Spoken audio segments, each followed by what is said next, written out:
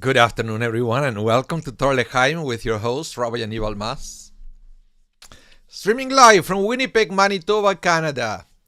And I apologize if you were in a different page and you saw that the Torah wasn't there. I had a little problem here streaming, and yeah, I couldn't connect. I was starting the event, and I got a message saying the event has finished. What am I not finished? I just started. So something happened with the streaming key, and I had to create an alternative, which is the system we use for Daily Minyan. And I know some of you you will probably find the class as we go. But yeah, not cool. We pay a lot of money for this system, and not happy when it fails on their end. Anyway, welcome everyone. Welcome Brenda and David Grossman from Plano, Texas. What do you say here? He said, we are eyes in here in Plano. Very unusual for us. Okay. Eyes to meet you. Yes, eyes here too. Except here is usual. It's usual. Donna is here. I know, Donna, you had problem connecting. It's not your fault. Not your fault. Shelly Chachino finally found us. Welcome, Shelly. Welcome to the class. So today we are going to study about Tu Bishvat in preparation for Tu Bishvat. That's the thing. Today is the 11th day of Shevat, right? Yeah, 11th day of Shevat. And Tu Bishvat is the 15th, which is going to be on Monday, Sunday evening. Right, if you follow the Jewish calendar, Sunday evening. Oh, I know many people can find us. I can tell. I can tell because of the numbers. Sorry about that. Anyway, Holly Mandelkern found us. Welcome, Holly. Welcome to the class. Let's say we're going to study a little bit about Tu Bishvat. What I wanted to study with you a little bit is, at least at the beginning of the class, let's see if we can go past that, is to talk a little bit about the Seder of Tu Bishvat, which is something that many times people are not familiar, or they heard about it, but they don't know why we do it, right? So I wanted to talk to you a little bit about that. What is all about the Seder of Tu Bishvat, why we do it, okay? It has lots of very deep meanings, and it's a beautiful thing to do. It's Kabbalistic in origin. And yeah, we are going to do one at Shari Zedek. Well, not at the Shari Zedek, but Shari Zedek is going to be part of that. It's going to be a partnership with Temple Shalom and the JNF this Sunday evening. And unfortunately sold out, and I know some of you ask me, why don't you guys stream it? Look, even if we want to stream that one, we wouldn't be able to, because it's in a place called the Garden of Contemplation and the Museum of Human Rights. And there is so much echo there that we don't even know how we are going to function live, in person, with all the echo and amplification. So there is no way to stream it. It's not that. And I know people who don't live in Winnipeg or cannot or don't feel comfortable coming in person. It's not that you're not welcomed. It's that it's impossible for us to stream that one. So sorry about that as well. Okay. But chances are that you may be able to find another one going online. Lots of places I heard are going to have some kind of Seder for Tu Bishvat. And I wanted to talk about this in this class, because if you want to join a Seder for Tu Bishvat, or you may want to do one yourself at home, there are multiple sources online that you can download to do it. You're going to need lots of things in preparation. It's not as complex as the Passover Seder, right? Where you go crazy for a month in advance. This one is just that you have to go to the supermarket and provide and to buy a few elements, right? Like fruits and and things. You will see. I'm going to give you a shopping list if you want to do that. Okay, so let's start with the class. Silvana Soto Trapalison, Nicole Cortez Soto, welcome to the class. Welcome, shalom. We're going to start with talking about the Seder of Tu Bishvat, okay? Here it is. Now, even though we call it a Seder, because, okay, why we call it a Seder? Seder is everything that has an order. That's what Seder means. So if I create a special order for a meal that has some kind of religious content, so I can call that a Seder, because we follow step 1, step 2, step 3. That's what is called a Seder. But technically, more than a Seder, like the Passover Seder, this ritual of Tu Bishvat is more like a tikkun, something that we do on Shavuot, when we stay all night studying Torah to repair the sin that, according to the rabbis, the Israelites committed by falling asleep instead of going to receive the Torah. So we stay up all night. On Tu Bishvat is also a tikkun, a correction. A correction of what? Well, this is a correction of ourselves, or certain aspects of ourselves. Okay? Shelly Chochin, question, would a Shabbat dinner qualify as a certain? No. Because we don't have a specific order except for a few blessings at the beginning and then dig in. The Seder for Tu Bishvat, like the Seder for Passover, has lots and lots of steps that we all follow. And we have the leader said something, the guest then read all together, and there are different things that we show, we eat, we pass around. It's a Seder, it has an order, okay? But again, let's try to understand how this started. So it's coming from the 16th century. What happened? In the 16th century, the Kabbalists of Safed, so you can imagine where Safed is. It's a city in the northern district of Israel, okay?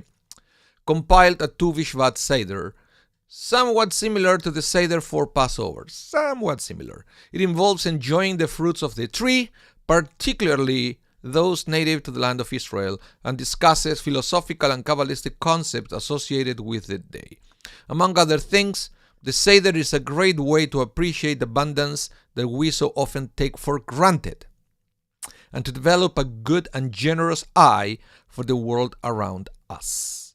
So the very first Seder for Tu Bishvat was a pamphlet called Pri Etz Hadar. Pri Etz Hadar, which means the fruit of a beautiful tree. If you may remember that concept, Pri Etz Hadar, for Sukkot, because Pri Etz Hadar is the description of the etrog.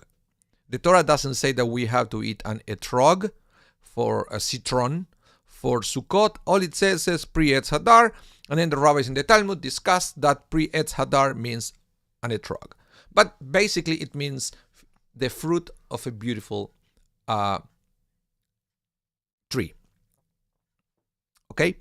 That was the very first thing. And this in the 16th century. This is coming from a time where the Kabbalists started to develop some kind of novelties to the liturgy, to the prayers. One of the things that comes from around that time was, for example, the Kabbalat Shabbat, the introduction to the evening service on Friday night, right? That we sing a few chapters of the book of Psalms, we sing the Lecha Dodi, so forth. That wasn't part of the liturgy, but it was added by the Kabbalists around that time. It was a little bit early, okay? And then that almost started an era of innovation, adding Kabbalistic things to the prayer. So this was the Pri Etz Hadar.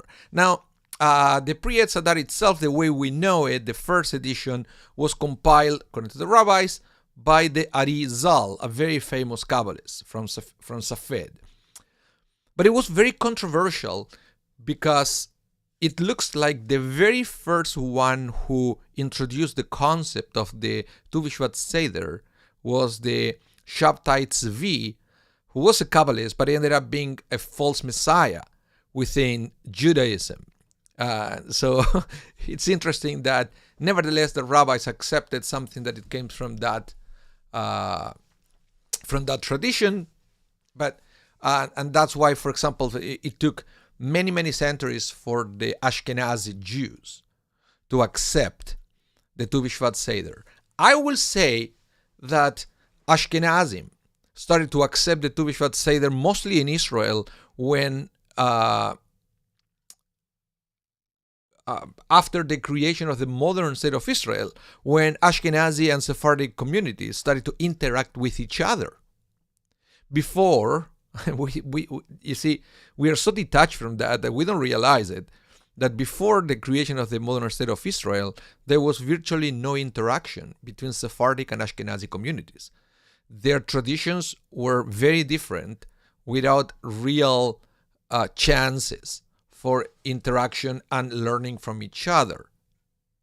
No internet, no streamings, no TV shows. So how can you know what Jews from other countries will do? Eventually you may have a traveler here and there, but as a everyday thing, it didn't happen. But when you have in Israel Ashkenazi and Sephardic opening different congregations with different tradition, but every day they can see and experience what the practices of each other, things like this started to happen, where the Ashkenazi world accepted or started to incorporate with some, sometimes with some modifications, the Tu Bishvat Seder, that it was something mostly Sephardic. Okay, just remember that. Tu Bishvat Seder at the beginning was mostly Sephardic. Now, if you come to our event on Sunday evening at the Museum of Human Rights, you would say, well, but maybe I participated in a different Tu Bishvat Seder and this one is different. That's fine, because this is not halakha. This is not Jewish law. This is tradition, and there are many different versions of the Seder. What they all have in common is that we try different fruits. That's pretty much the common denominator. Okay? So, with that in mind, let me tell you what you need to get if you ever want to celebrate the Seder. Of course, you need a guide. You have to either create one or download one, okay? That's number one. You can get a very good one if you go to Sefaria. If you don't know what Sefaria is, Google it. It's a great resources of Jewish text. And there is a free one that you can download there to analyze. It's a long one. The one we are doing on Sunday is way shorter. Okay, but you need this. Number one, lots of fruits. Lots of fruits, including the 7 species by which the land of Israel is praised, which are figs, dates, pomegranates, olives, grapes, or raisins, right? This is still grape. Wheat, number 6, and barley, number 7. And those two, wheat or barley, could be consumed in the form of bread, cake, cereal, crackers, you name it. Okay? Of course, you cannot eat wheat in the pure form. It has to be processed. Same with barley. And I would say barley sometimes is even more so. Okay, what else you need? You're going to need various nuts with the shells. Very important that they have a shell, that it will stop you from eating the content, the interior. So like walnuts, almonds, pistachios, and coconut. And fruits with peels, like oranges, pomegranates, and avocado. And these are also things that usually you peel it, you discard the peel, and you eat the interior, okay? Then you have other fruits with edible seeds, like blueberries, and other fruits with inedible pits, like peaches or plums. You see, it's interesting because you can eat the peel, but not what is the big seed, the pit inside. So, and then you need wine or grape juice, but, and this makes it very different from the Passover Seder. You're going to need both red and white. Okay? And tzedakah, charity box, because that's what we do all the time when we have a celebration. We always forget the ones who need help. So in this context, it becomes an act of chesed, an act of kindness, that we also give tzedakah when we do this. Okay, any questions so far? Any questions? And please don't ask me where to get those things, because I have no clue. Right? Somebody would say to me, where can I get pomegranates in February in Winnipeg? I don't know. I have no clue. Or figs. I don't know. Don't shoot the messenger. I'm just telling you what you're supposed to get. So if you cannot get all the list, at least you have to know that you need something with a shell, something with a pit, right? And something with edible seeds, right? And stuff like that. Stuff like that. So you have all the combinations. Because that's what you're going to see at the Seder. Okay? Now, the Seder has basically 4 steps.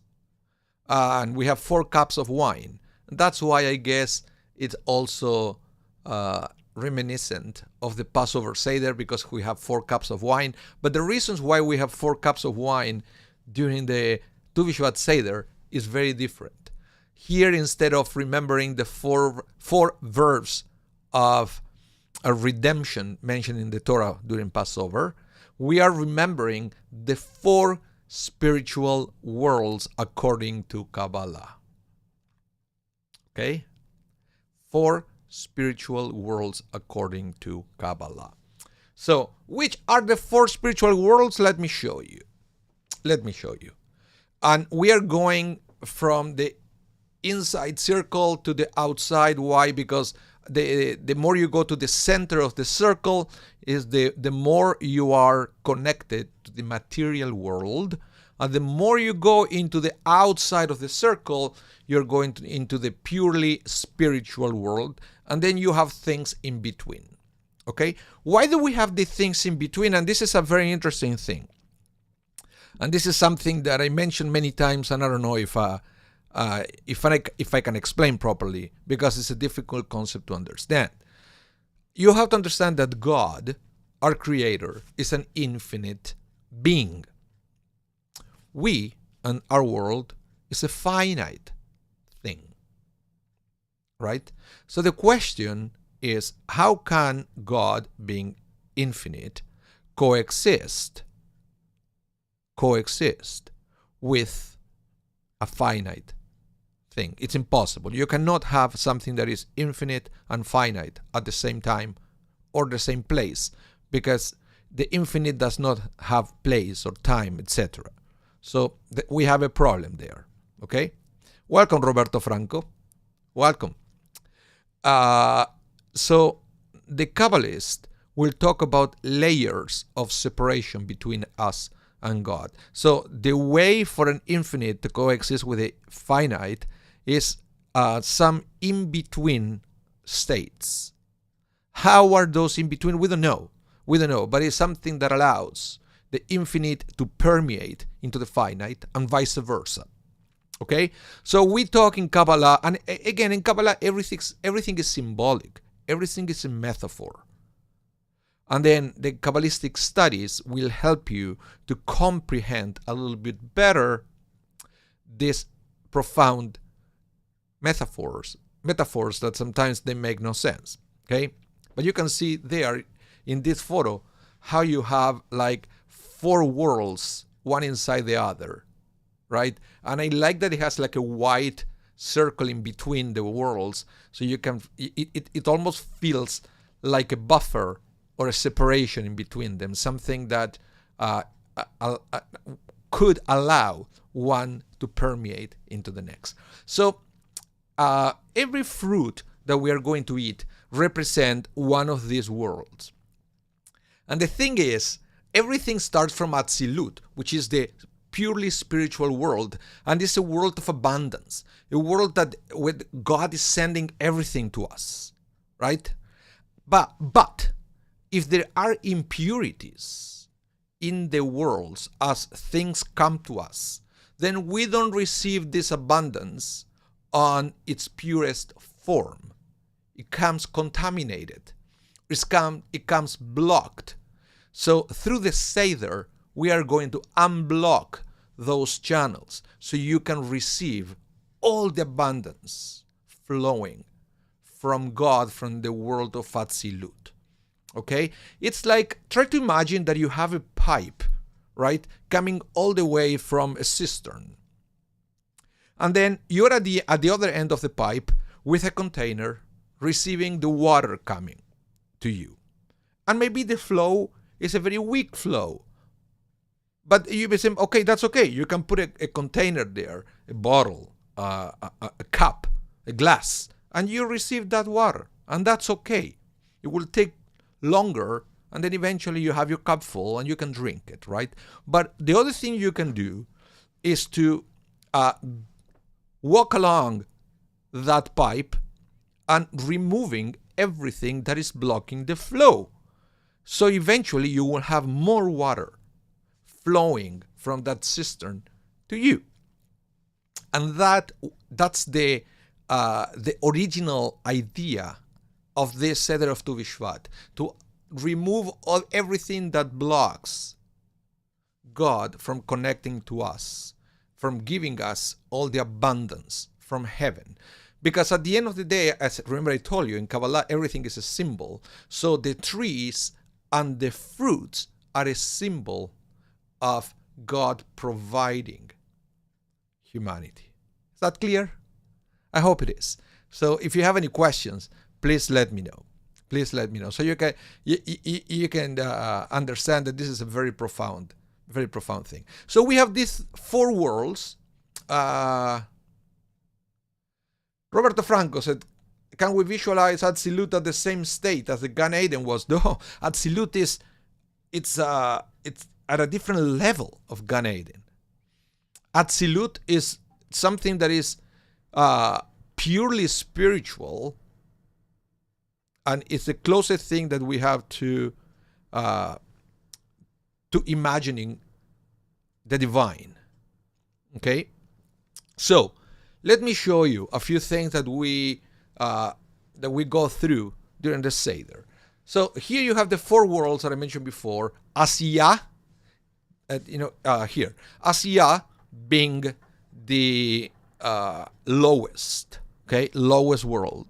So Asiya, Yetzirah, Bria, and Atzilut, from lower to higher. So you have every world, and then the Seder will talk about an idea represented by that world, an element attached to that world, a season connected to that world, and what wine better represents that world, and what fruit is a symbol, symbolizes that world. Okay? So let's start with Asiya, that is the lowest one. It is the idea of action. And you have to understand that the action, the fact that we can do something is something that belongs to this world. Once you ascend to Atzilut, to the upper world, you cannot do anymore. Because to do, you need a body. It's a fact. To do, you need a body. So being in this world, it also has its perks. Because once you leave this world, let's say you go to a purely spiritual world in the Olam Haba, in the world to come, then you may enjoy perfect bliss by being next to God, but you can never do anymore. This world is a world to do. The other world is a world to enjoy by not doing.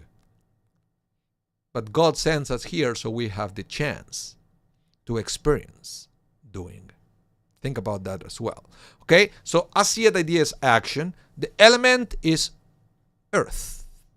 Okay, the season is winter.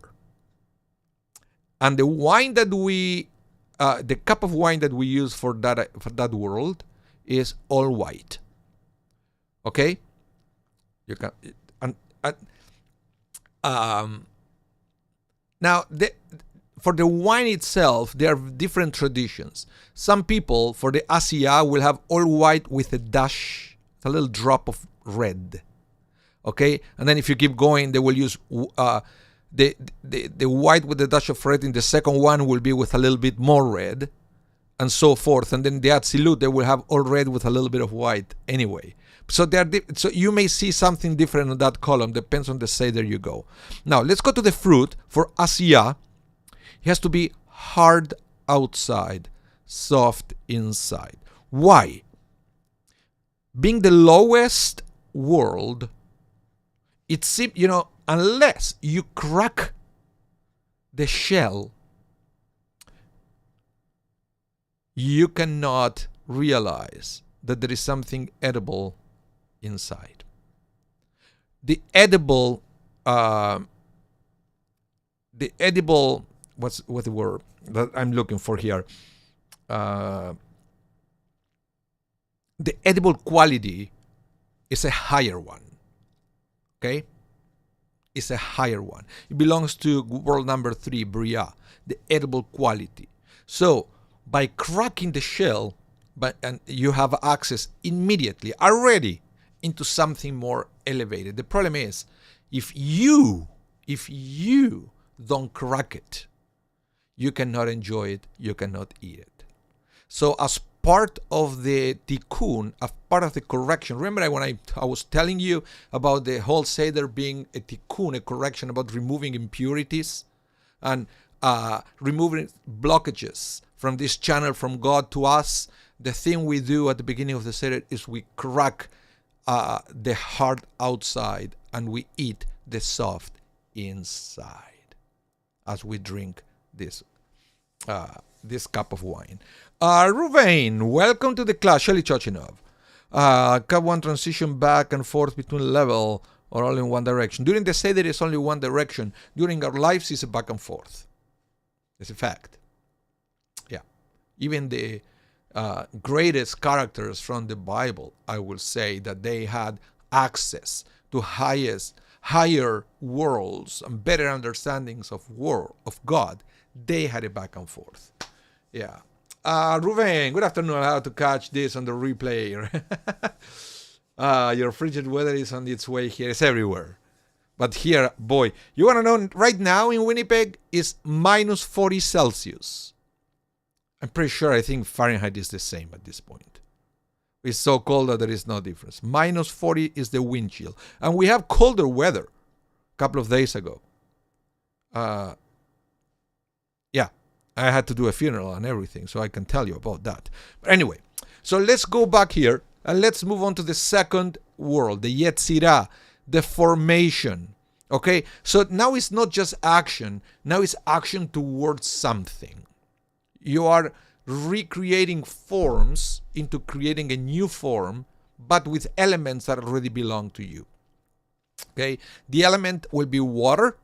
The season now is spring, and the wine, it's the first mix. So you're going to do white with a little bit of red.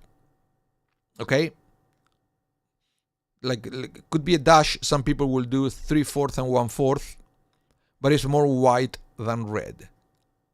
And now, as for the fruit, you're going to move to the next level, and you're going to eat something that is soft outside, but that is hard inside. You see, now you are, again, the interesting thing is, sometimes we see something that it seems to be ready to eat, but you have to be careful that it has an inedible part inside that you also have to remove before you eat it.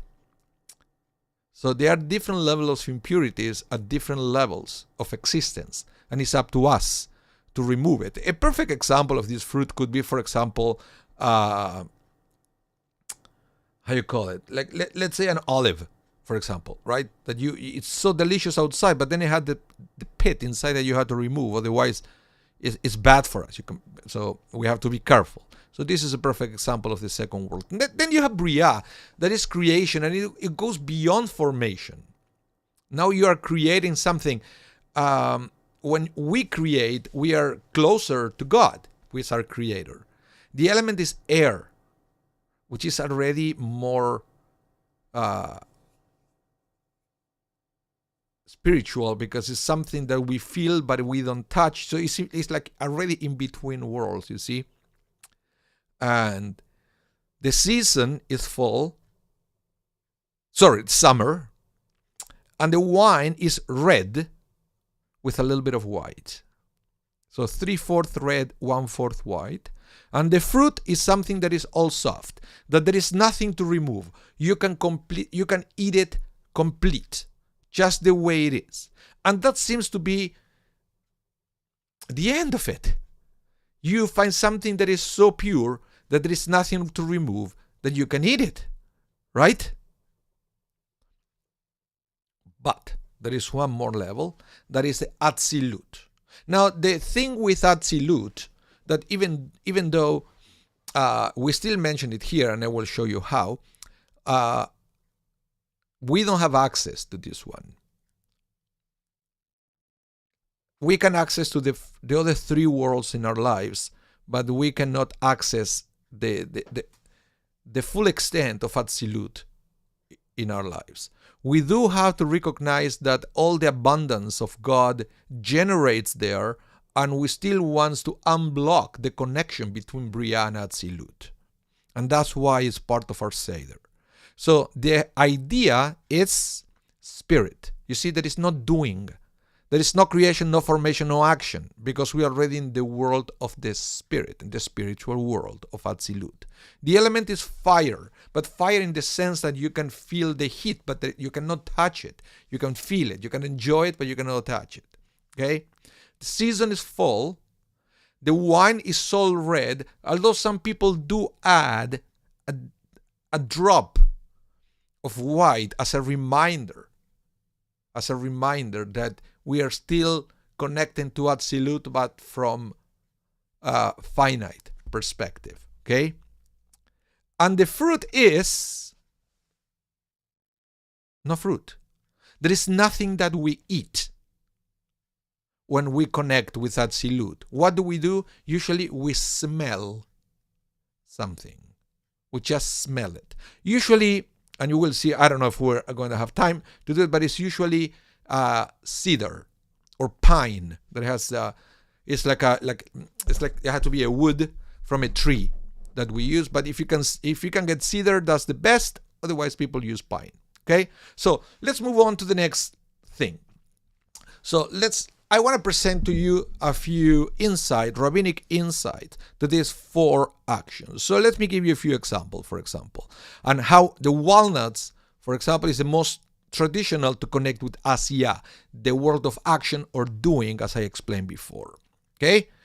Let me read now a midrash from the Song of Songs Rabbah. Usually when you have these books with the Rabbah at the end, it means that there is a collection of midrashim about a biblical book. In this case, it's a collection of midrashim about the book of Songs of Songs. Which Songs of Songs, let me tell you, there was a debate among the rabbis if it should be canonized or not. Many rabbis said, have you read it? It's pornographic. It's talking about, explicit love between a man and a woman. How can we canonize such book? But other rabbis said, no, you're reading it all wrong. It's not a man. It's not a woman. This is a book that is telling us behind a veil the relationship between God and the people of Israel. So go and read it again and pay attention to those details. Okay? So let me show you. And that's why it's a book that it has to be understood from the point of view of the Midrash, from the point of view of metaphors, and so forth. Okay?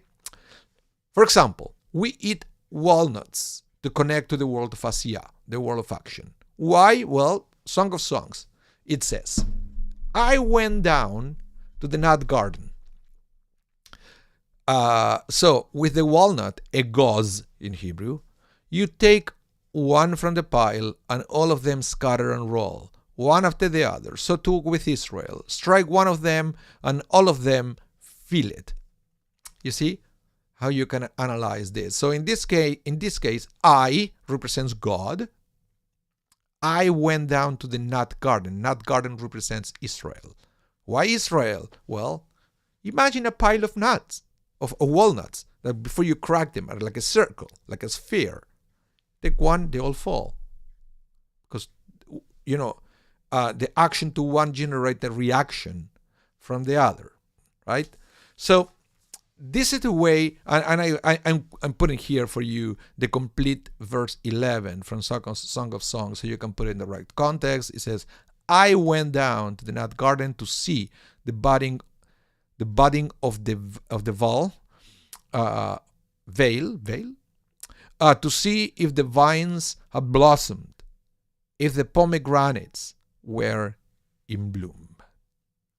Now, what you have to understand here is Song of Songs is talking about different plants and trees to see if they are giving fruits.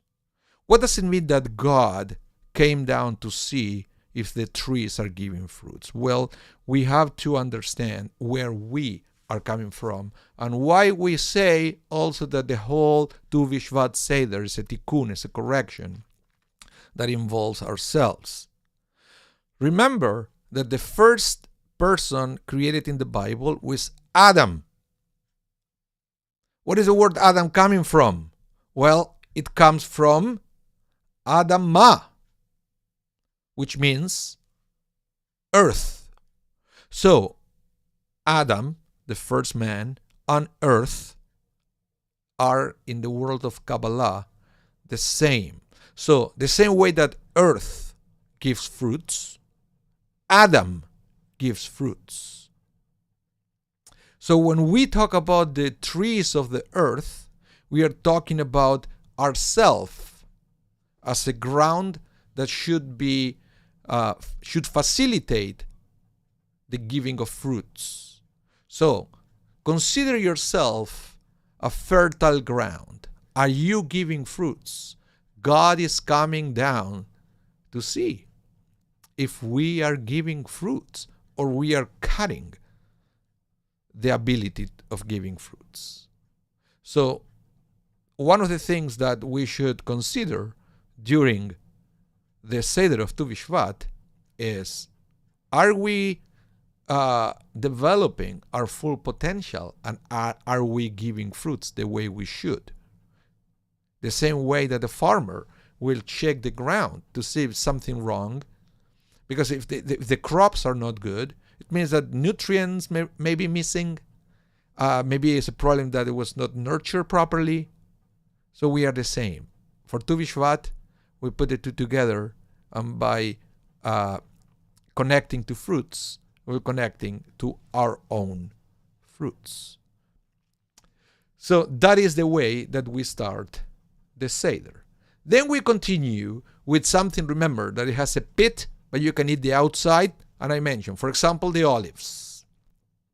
And the olives connect to the wall of Yetzirah, which is the formation or making something. So the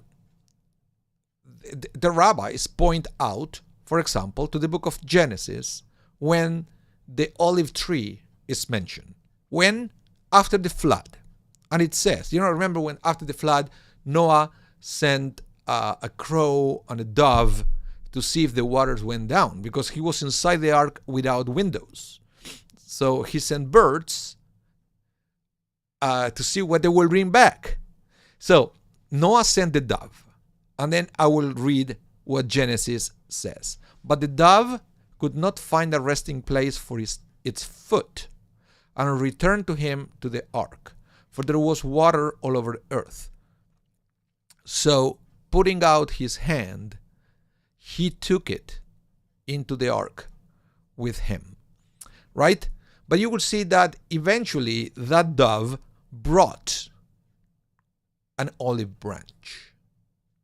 But it still means that it came back with the olive branch because It could pick it up, but it still wasn't strong enough there was no land to rest. So it had to come back to the ark. But the dove brought back this olive branch. So, Genesis Rabbah, remember? Said it before, when you had the Rabbah, this is a midrash, okay? A collection of midrashim. From where did she bring it?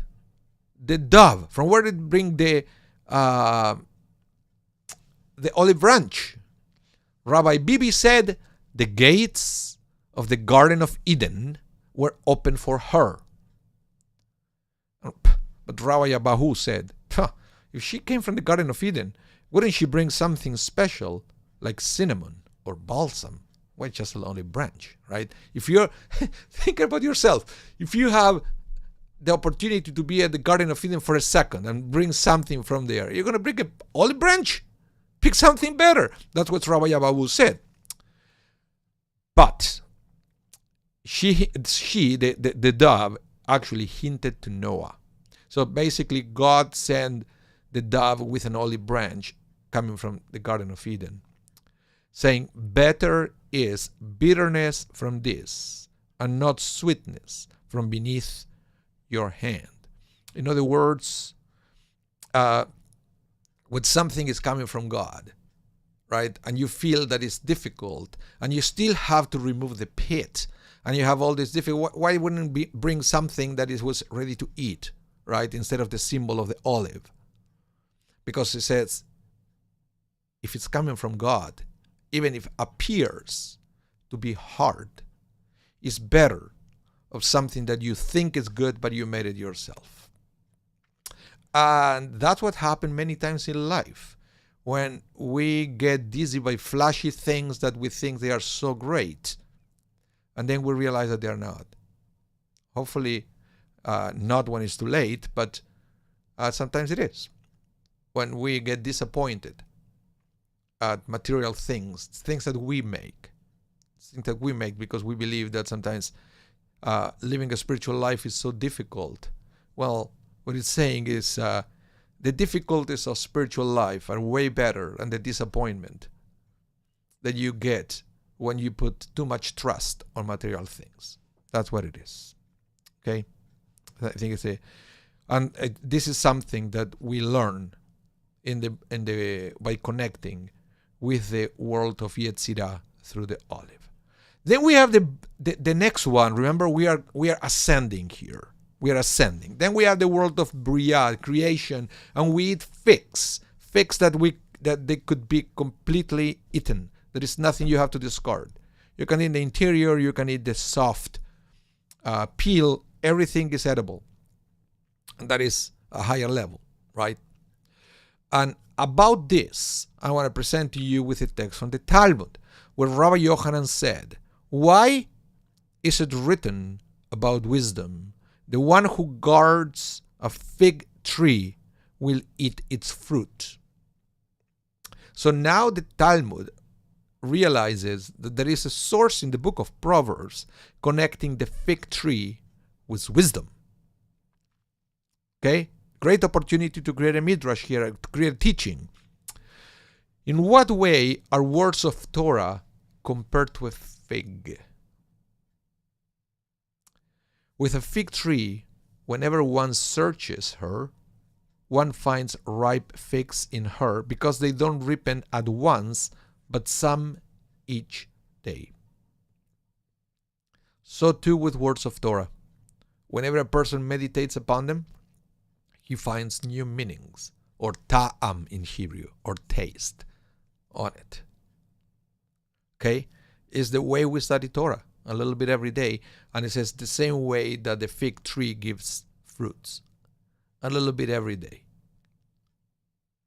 So if the figs are connecting to Torah, Torah is already a higher level than the other two.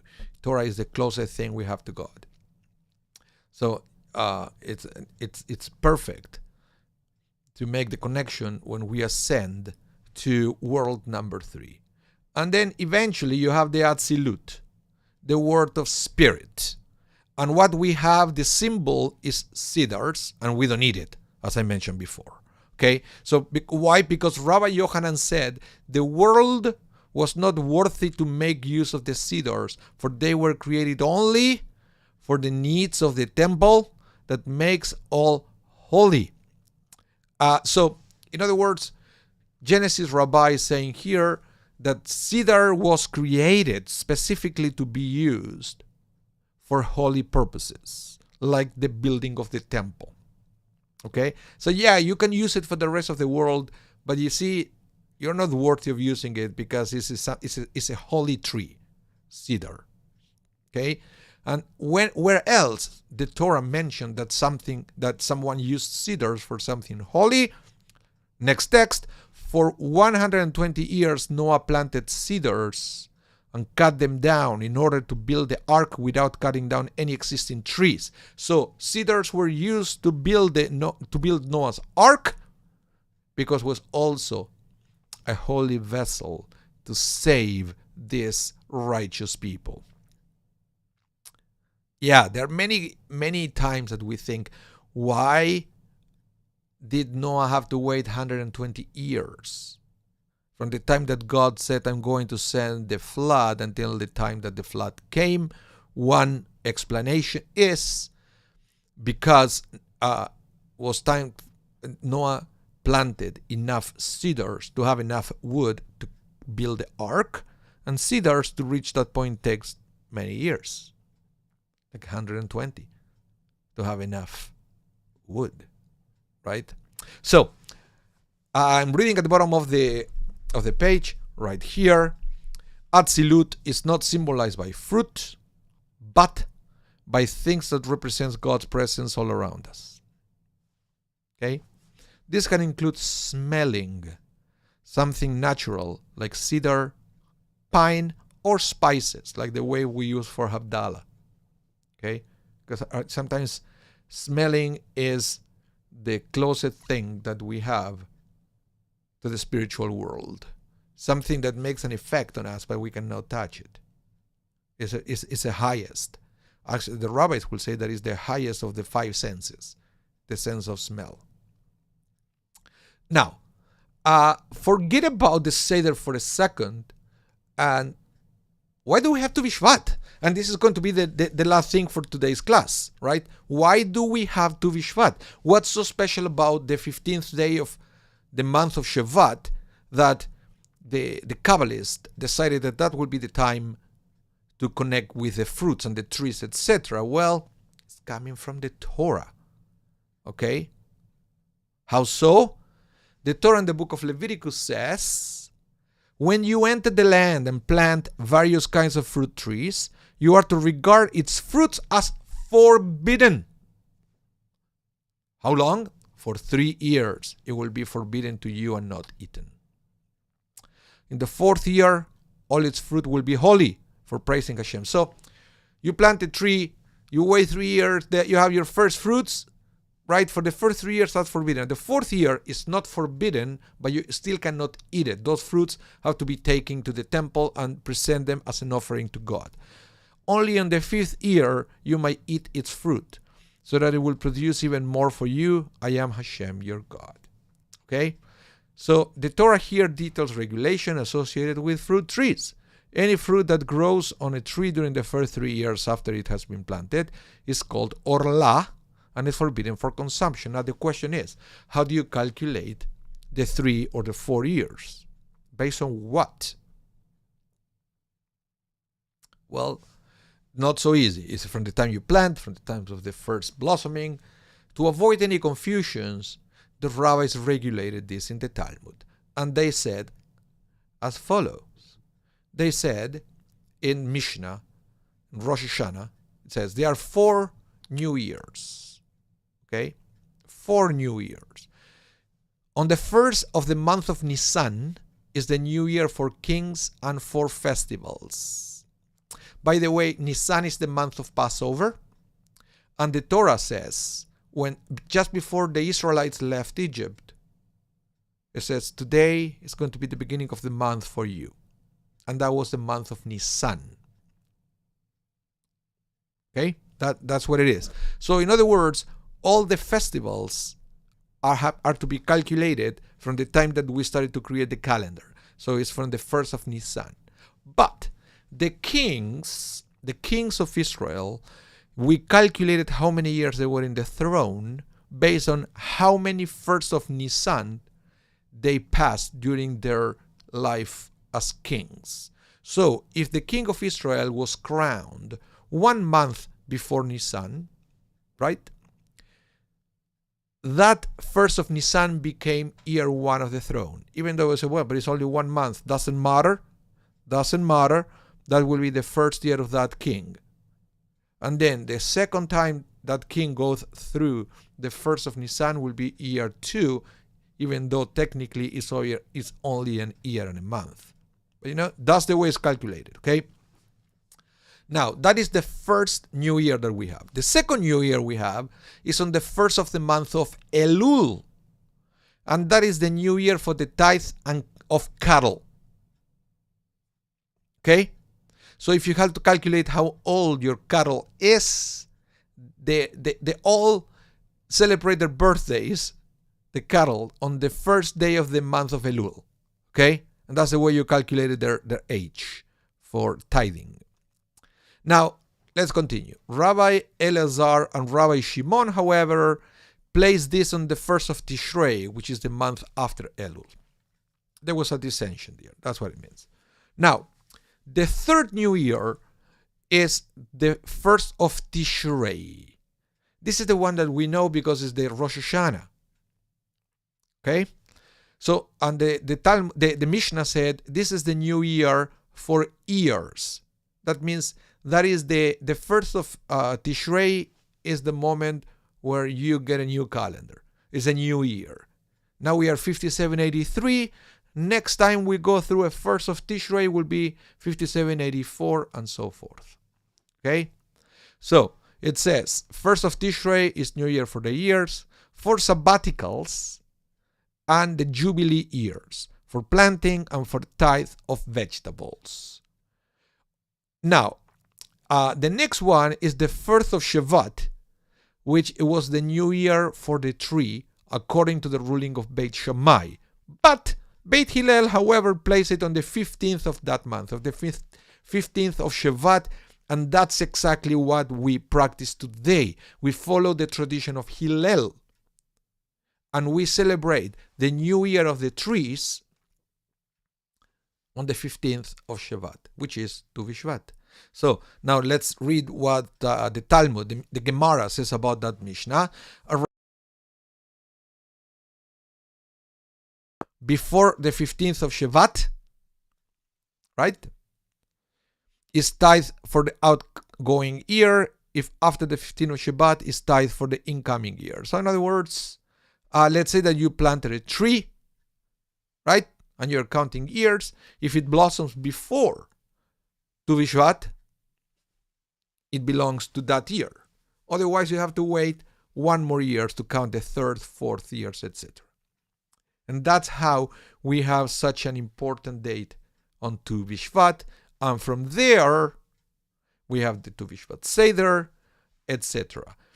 And this is very important because even if you're outside of the land of Israel, if you plant a tree here in Winnipeg, you're not allowed to eat the fruits for 4 years in a row. Even though we don't have temples, or in the 4th year, you cannot bring them as offerings.